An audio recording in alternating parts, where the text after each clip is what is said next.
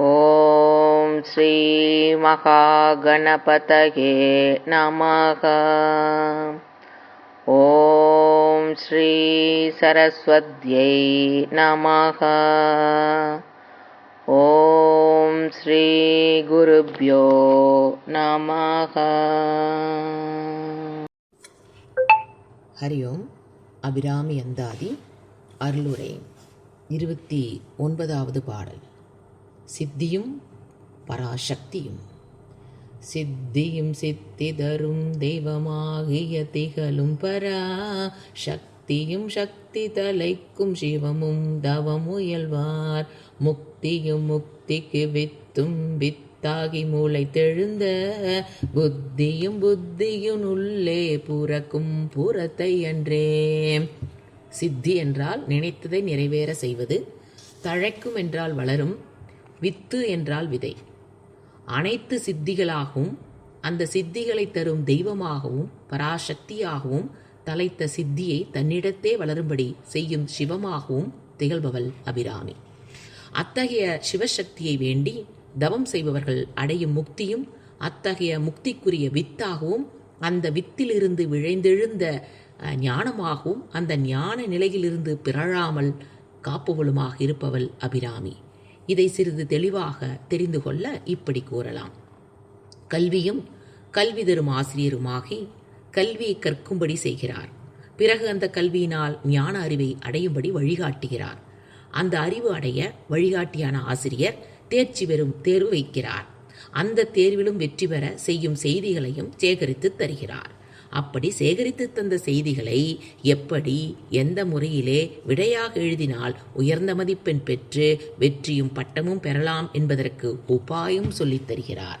அந்த ஆசிரியர் சொல்லித்தந்த வகையிலே முயன்று கற்று தேர்ச்சி பெற்று பட்டமும் பெற்ற பிறகு அந்த பட்டத்திற்குரிய பணியையும் தந்து அதை நன்முறையில் நடத்தி அதனால் பயனையும் பெறும்படி செய்கிறார் அல்லவா ஒரு உண்மையான ஆசிரியர்.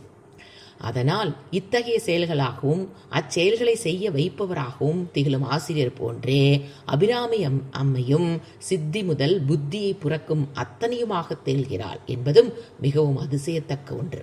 ஒளியும் எழுத்தும் பேச்சும் சொல்லும் இலக்கணமும் இலக்கியம் யாவும் ஒரு மொழியின் அங்கங்களாகவும் அதன் ஒட்டு மொத்தமாகவும் உருவம் ஆகும். வேர், அடிமரம், கிளை, இலை, பூ, பிஞ்சு, காய், பழம் இவை யாவும் ஒரு மரத்தில் உள்ளவையே ஆகும். இவற்றை தனித்தனியாக பெயர்களாக கூறினாலும் இவை அனைத்தும் ஒரே மரத்தில் உள்ளவையாகும் அல்லவா. எனினும் பூ, பிஞ்சு, காய், பழம் போன்றவை சுவையிலே வெவ்வேறாக திகழும் என்றாலும் அவை வேற்றுமையில் ஒன்றாகி உள்ள உண்மையை நன்கு உணர முடியும்.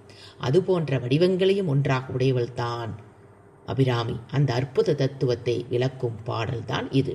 இதை பாராயணம் செய்தால் அனைத்து செல்வங்களையும் ஒரு சேர பெறலாம். பாடல் 30. தடுத்து ஆட்கொள்ளும் தன்மை. அன்றே தடு தென்னை ஆண்டு கொண்டாய் கொண்டதல்லென் கை நன்றே உனக்கினி நான் என் செய்யினும் நடுக்கடலுள் சென்றே விழினும் கரையேற்றுகை நின் திருவுலமே ஒன்றே பல உருவே அருவே என் உமையவளே. கரையேற்றுகை என்றால் காப்பாற்றுதல். அருவே உருவமில்லாதது. விழினும் என்றால் விழுந்தாலும். ஒரு பொருளாகவும் பலவிதமான பொருள்களாகவும் திகழ்வல் அம்பிகை. அது எப்படி என்றால் நீர்நிலையில் உள்ள தண்ணீர் ஒன்றே. அது சூரிய வெப்பத்தால் ஆவியாகிறது, பின்பு மேகமாகிறது, பின்பு மழையாகிறது, மற்றொரு சமயம் பனிக்கட்டியாகவும் ஆகிறது. அதோடல்லாமல் அந்நீரை ஏற்கும் பாத்திரங்களின் நிறங்களையும் வடிவங்களுக்கும் ஏற்ப நீர் பலவித வடிவங்களையும் நிறங்களையும் அடைகிறதல்லவா. அவ்வாறு அடைவது போல் நமக்கு காட்சி தருகிறது. ஆராய்ந்து பார்த்தால் இத்தனை வெவ்வேறு வடிவங்களாக பொருளாக திகழ்ந்து ஒரே பொருளான தண்ணீர் தான் என்பது நமக்கு நன்கு விளங்கும். அதனுடைய மூலக்கூறு ஒன்று. அதுபோல ஒரு வடிவமான அபிராமி பலவித வடிவங்களாக ஆவதும் காட்சி தருவதும் கருணை புரிவதும் ஆகும். சேட்டையும் குறும்பும் செய்யும் பிள்ளை மற்றவர்களின் தண்டனைக்கு பயந்து வீட்டை விட்டு ஓடிப்போக முனைந்தது.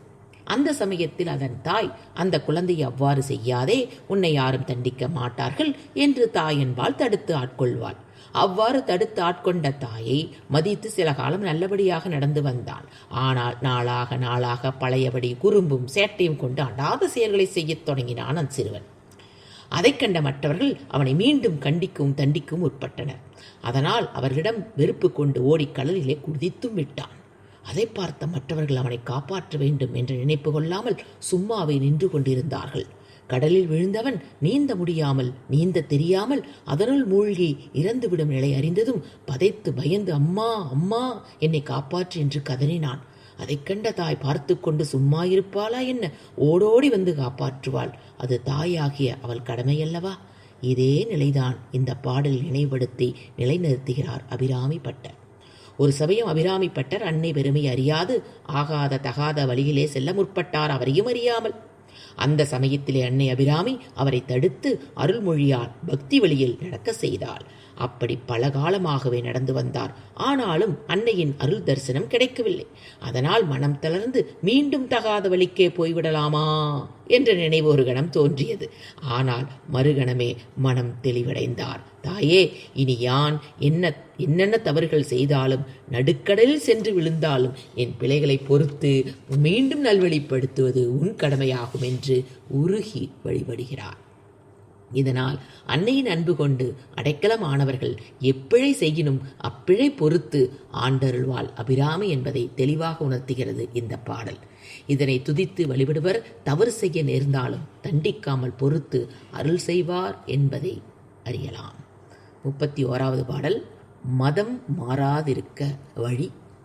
உமையும் உமையொரு பாகரும் ஏக உருவில் வந்திங்கு எமையும் தமக்கன்பு செய்ய வைத்தாரினி எண்ணுதற்கு சமயங்களும் இல்லை ஈன்றெடுப்பால் ஒரு தாயும் இல்லை அமையும் அமையொரு தோழியர் மேல் வைத்த ஆசையுமே. ஏக்க உருவில், ஒரே உருவில்.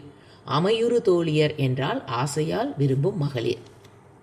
பல நாளாக உணவே கிடைக்காமல் பட்டினி, பசி தாங்காமல் பிச்சை வாங்கி உண்ண புறப்பட்ட ஒருவனுக்கு பெரிய செல்வந்தர் வந்து, ஐயா, நீர் பிச்சை எடுத்து உண்ண வேண்டாம், இதோ இங்குள்ள அன்னசாலையிலேயே உனக்கு சொந்தமாக தருகிறோம் என்று கொடுத்து விட்டான். பிறகு அவன் பிச்சை எடுக்கப் போவானா? போகவே மாட்டான்.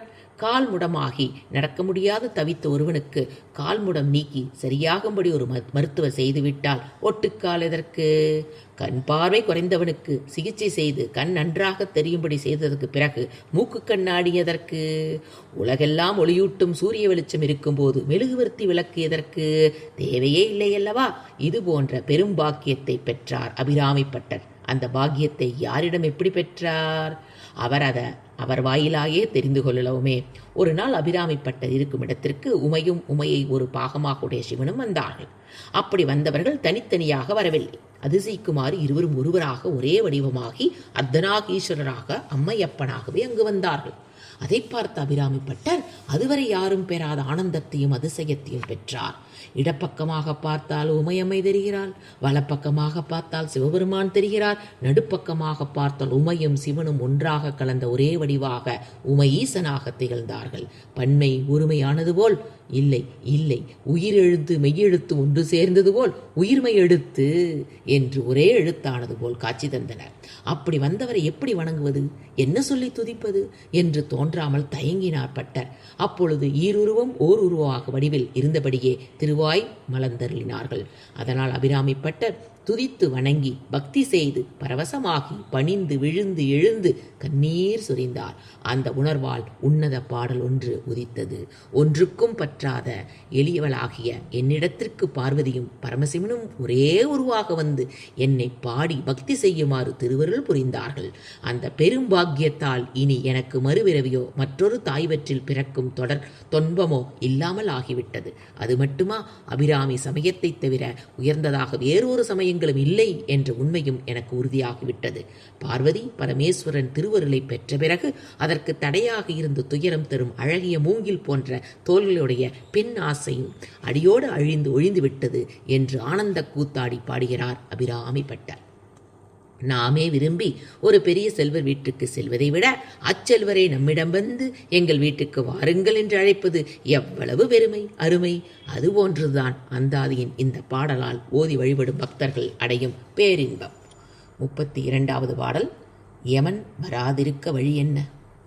ஆசை கடலில் அகப்பட்டு அருளற்ற அன்னகன் கை பாசத்தில் அல்லல் படையிருந்தேனை நின் பாதம் என்னும் வாச கமலம் தலைமேல் வலிய வைத்து ஆண்டு கொண்ட நேசத்தை என் சொல்லுவே நிகர் பாகத்து நேரிழையே.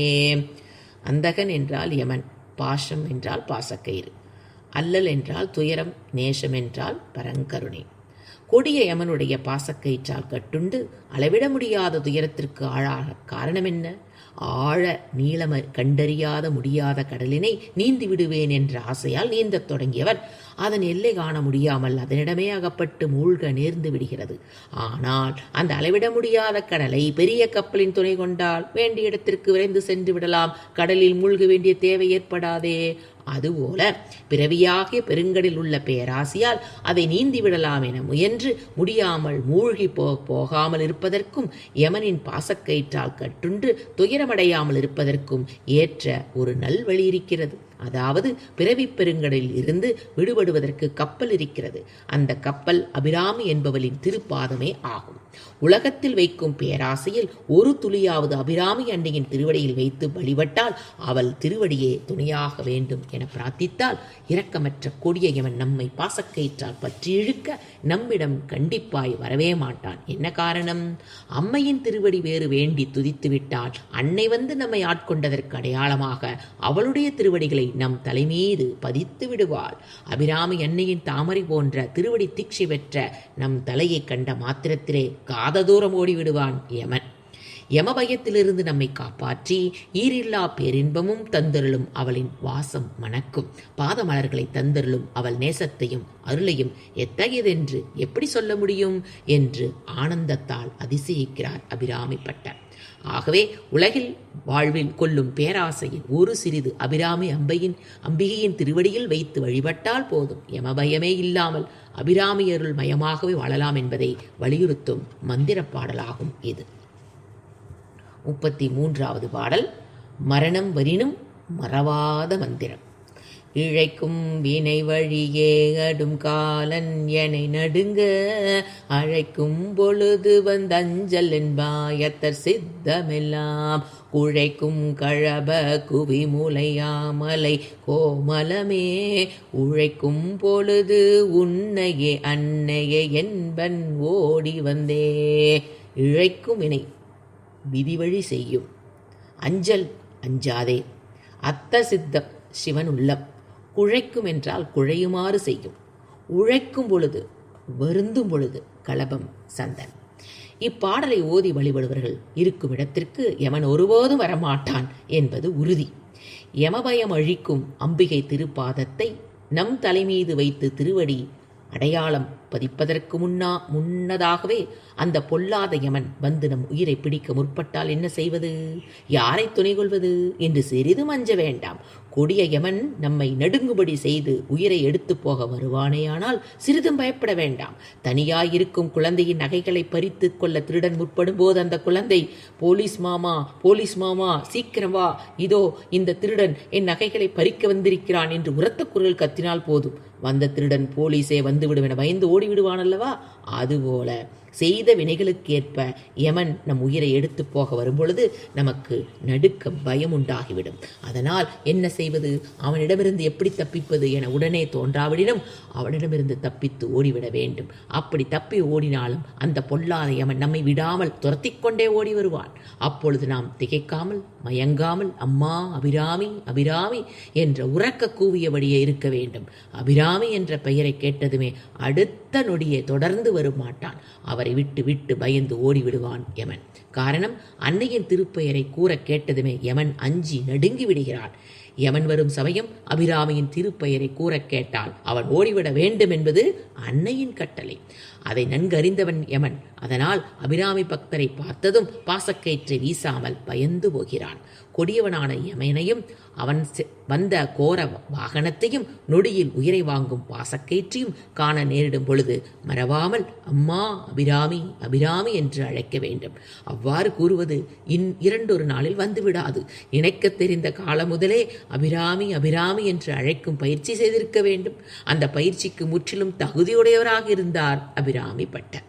அதனால்தான் தம்மை பிடிக்க வரும் பொழுதும் வேறு யாரையும் நினைக்காமல், துணைக்கும் நாடாமல், உன்னையே துணை என உறுதியாக நம்பி, அம்மையே அபிராமி என்று உன்னிடம் ஓடியே வருவேன், அடைக்கலமாவேன் என்று கூறியுள்ளார். திரிபுரங்களை அழித்து கோபக்கனலாக விளங்கிய சிவனின் மனதையே குழைய செய்த, சந்தனம் பூசிய குவிந்த முலைகளுடைய இளமையான கோமலம் இறைவனை ஆண்ட அபிராமி. கருணைய வடிவான அபிராமி பக்தர்கள் அபயம் என்று கூக்குரல் இட்டு கூப்பிட்டால் வந்து அருள் செய்யாமலாயிருப்பாள் அபிராமி. 34வது பாடல். வானுலகுக்கு செல்லும் வழியான் என்ன? வந்தே சரணம் புகுமடியார்க்கு வானுலகம் தந்தே பறிவோடு தான் போயிருக்கும் சதுர்முகமும் பைந்தே நலங்கள் பருமணியாக்கமும் பாகமும் பொன் செந்தேன் மலரும் மலர்கதிர் ஞாயிறும் திங்களுமே. பறிவோடு என்றால் அன்போடு, சதுர்முகம் நான்முக பிரம்மன், அலங்கல் மாலை, ஆக்கம் என்றால் மார்பு. தன்னையே சரணம் என்று வந்த அடியார்களுக்கு அபிராமி அன்னை முதலில் என்ன தருகிறார் என்றால், பூ உலகத்திற்கு மேலான தேவலோக வாழ்வு இன்பம் தருகிறார். மண்ணுலக இன்பத்தினும் விண்ணுலக இன்பம் எவ்விதத்தில் உயர்ந்தது என்பதை அறிந்து கொள்வதற்காக இந்த அண்ட சராசங்களின் தொழில்கள் யாவும் முறை பெறலாமல் நடைபெறுவதற்காக பொறுப்பாக 3 தேவர்களை ஏற்பாடு செய்துள்ளார். படைத்தல் தொழிலை சரியாக செய்ய பிரம்மாவையும், காத்தல் தொழிலை செம்மையாக செய்ய திருமாலையும், அழித்தல் தொழிலை செய்ய சிவனையும் நியமித்துள்ளாள் அந்த அபிராமி. அவர்கள் அத்தொழில்களை சரிவர செய்கிறார்களா என கவனித்து ஆவண செய்வதற்கான நான்முகன் திருமால் சிவபெருமான் வாழ்விடங்களுக்கு சென்று கலந்து ஆலோசிக்கிறாள். அது மட்டுமல்லாமல் சந்திரன் சூரியனிடத்திலும் போய் பணிகளை தவறாமல் செய்து வருமாறு அறிவுறுத்தி வருகிறாள். இது கல்வி இயக்குனர் பள்ளிகளுக்கு சென்று சரிபார்த்தும் பரிந்துரை செய்தலும் வருதலும் போன்றதாகும். இது ஆதிபராசக்தியான அபிராமி அன்னை மூவருக்கும் தேவருக்கும் போய் பார்வையிட்டு சரிபார்த்து கட்டளையும் பிறப்பிக்கிறாள். அதனால் அவள் திரிபுர சுந்தரி என்று அழைக்கிறார் அபிராமி பட்டர். 35வது பாடல். விண்ணோரும் நற்கதி பெரும்பலி. திங்கட்பகவின் மணனாரும் சீரடி சென்னி வைக்க எங்கட்கு ஒரு தவம் எய்தியவா என் இறந்த விண்ணோர் தங்கட்கும் இந்த தவமெய்துமோ தரங்கள் கடலுள் வெண்கண் பணி அணை தேல் துயில் கூறும் விழு பொருளே. எய்தியவா அடைந்தவா, தரங்கம் என்றால் அலை, எண்ணிறந்த என்றால் எண்ண முடியாத, பணியணை என்றால் பாம்பு படுக்கை, துயில் என்றால் தூக்கம். சிவபெருமான் அம்மையின் திருவடியை வணங்கிய போது அவர் முடிவில் இருந்த பிறைச்சந்திரன் மனம் கமலும் அம்மையின் திருவடியில் பட்டது. அதனால் அந்த சந்திரனும் அம்மையின் திருவடி மனம் கிடைத்தது. அத்தகைய மனம் கமலும் அன்னையின் திருவடி எங்கள் தலைமீது வைத்து அருள்பாலிக்கும்படி ஒரு தவம் எங்களுக்கு நின்னருளால் கிடைத்தது.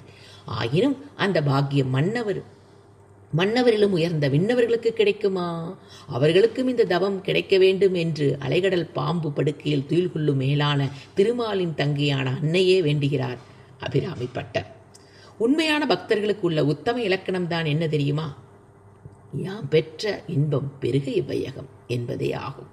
தெய்வ பேரொருள் கிடைப்பதாக இருந்தாலும் அது மற்றவர்களுக்கும் கிடைக்க வேண்டும். அப்படி விரும்புபவர்கள்தான் உண்மையான பக்தர்கள். அதனால்தான் அபிராமி பட்டர் மனம் நாரும் சீரடி சென்னி வைக்க எங்கட்கு ஒரு தவம் எய்தியவா என்று அபிராமியிடம் வேண்டி கேட்கிறார். 36வது பாடல். பொருளும் அருளும் பெற வழி. பொருளே பொருள் முடிக்கும் போகமே அரும்போகம் செய்யும் மருளே மருளில் வரும் தெருளே என் மனத்து வஞ்சத்து இருளேதுமின்றி ஒளி வெளியாகி இருக்கும் ஒன்றன் அருளேது அறிகின்றிலே நம்புயா தன தம்பிகையே. மருள் என்றால் மயக்கம், தெருளே என்றால் தெளிவே. இந்த உலகத்திலும் இறந்த பின்பு செல்லும் அந்த உலகத்திலும் இன்பம் கிடைக்க வேண்டுமானால், அதை அடைந்து துய்க்க வேண்டுமானால் கட்டாய வேண்டியது பொருளே ஆகும். இதனை அருளில்லார்க்கு அவ்வுலகமில்லை, பொருளில்லார்க்கு இவ்வுலகமில்லை என்று கூறுகிறது திருக்குறள். அதனால்தான் அனைவருக்கும் அனைத்தையும் தரக்கூடியதாக பொருளாக இருப்பவளே என்று போற்றுகிறார் அபிராமி பட்டர். பொருள் இருந்து விட்டால் அதுவே வேண்டியதை அனுபவிக்கும் போகத்தையும் தரும் அல்லவா? அந்த போக இன்பம் அளவுக்கு மீறி போய்விட்டால் செய்வதறியாக மயக்கம் உண்டாகும். அந்த மயக்கத்திலிருந்து விடுபட்டு தெளிவு பெற வேண்டுமானால் அதுவும் அபிராமியினாலேதான் கிட்டும். அம்மையின் திருநாமம் இல்லாத நெஞ்சகத்தில் எப்பொழுது வஞ்சகமாக இருளே வந்து குடிகொண்டிருக்கும். அந்த வஞ்சக இருள் நீங்க என்ன வழி? அபிராமியின் திருநாமத்தை உள்ளத்தில் பதித்து வைத்து ஓதி வந்தால் போதும். அவள் நாமமே அருள் ஒளியாக சுடரும். அதனால் நினைப்பவர் நெஞ்சத் தாமரையில் வந்து மகிழ்ந்திருந்து அருள் ஒளி பரப்பி வஞ்சக இருள் வராமல் செய்து விடுவாள் அபிராமி அன்னை. வீட்டில் விளக்கு எரிந்து கொண்டிருக்கும் வரையில் இருளே வராது. விளக்கு எரியாமல் அணைந்தால்தான் வீட்டுக்குள் இருவரும். அதுபோல நம் மன வீட்டுக்குள் அம்பிகையின் நாமமாகிய ஒளி விளக்கு சுடர்விட்டு கொண்டிருக்கும் வரை எந்த ஒரு வஞ்சக இருளும் வராது, வரவும் முடியாது. நமக்கு வேண்டிய சுவையான பொருள்களை உண்ணும்படி அன்னை தருகிறாள் என்றால் அதை அளவோடு உண்ணும் வரை எவ்வித கெடுதியும் நோயும் ஏற்படாது.